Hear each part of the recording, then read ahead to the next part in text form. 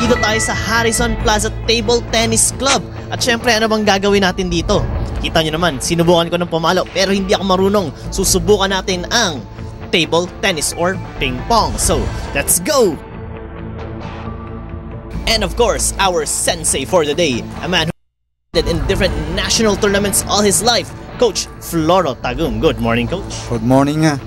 Okay, so Coach, table tennis, gaano ba kasaya itong sport na to? Napakasaya po nito eh. Kasi walang pinipili ito eh. Mga bata, senior citizens ay pwede. So sino-sino ba yung mga pumupunta dito para maglaro? Napakarami nila eh, mga estudyante eh. May mga national player, yung mga nag-oopisina, ginawa nilang regular yung paglalaro. Yung iba, para matuto. Yung iba, para for pleasure, di ba? For fun, activity. Ano-ano bang health benefits ang nakukuha natin dito sa table tennis?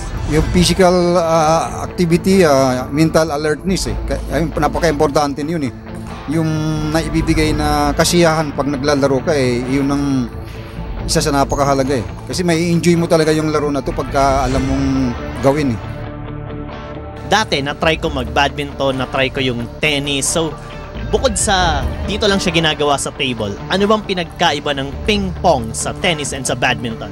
Ito ang parang pinakamurang sports na maihahanay doon sa mga kagaya ng badminton, yung tennis, may kamahalan ng mga ano niyan eh. Dito napakamura na at saka pangmasa talaga. Okay, so Coach, sa tennis kasi, ang palo, buong braso. So sa badminton naman, wrist. Paano naman ang sa table tennis? Ito ang tawag dito, shake hand eh. Para kang nakipagkamay. Meron ding yung pin hold, para kang nakahawak ng ballpen. So, depende sa'yo kung saan ka komportable na ano.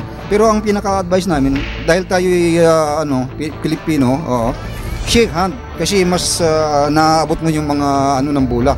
And paano naman yung scoring system natin dito? Sa scoring system, sa ngayon, 1 to 11 yan. Sa loob noon, tig-2 service.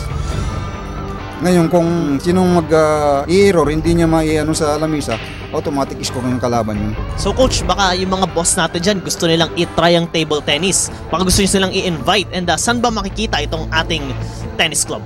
Ito pong laruan namin, dito lang sa Harrison Plaza, shopping mall, second floor. At napakaganda po ng lugar namin.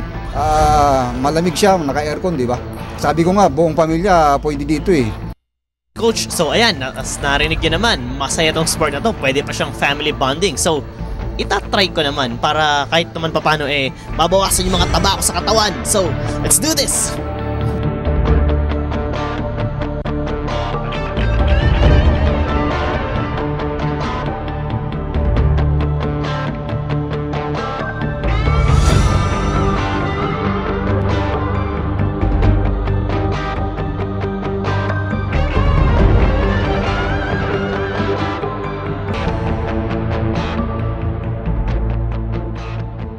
Alam niyo kung ano mahirap sa sport na to? After 12 months of doing this segment, sanay ako sa mga sport na medyo puwersahan. Iba kasi dito kailangan ng matindi-tinding control. Tama ba, Coach? Kailangan ma-finish yung katawan mo eh. Hindi nakukuha sa puwersahan to eh. Sa umpisa, dahan-dahan lang muna eh. Para makuha mo yung tamang stroke. Okay, so, Coach Jun, kanina ginaguide niyo yung kamay ko. Tingin niyo, gaano katagal bago ako maging magaling na player ng table tennis? Depende sa yan. Kung talagang porsigido kang gumaling, pwedeng bumilis ang palo mo. Madali lang ang table tennis. Kailangan lang talaga may basic instruction. I-guide mo muna yung kamay, yung paa, yung galaw ng katawan. Pag nakuha mo yun, the rest is easy. So nakita naman natin kanina, hindi lang siya basta palo. Meron din siya iba-ibang klaseng hand movements. Ano yun, Coach? So, maraming ito, forehand sa harap, ito backhand. Meron ding spin, may flat drive, merong side spin, merong flat drive. Maraming kung paano paiikutin yung bola sa raketa.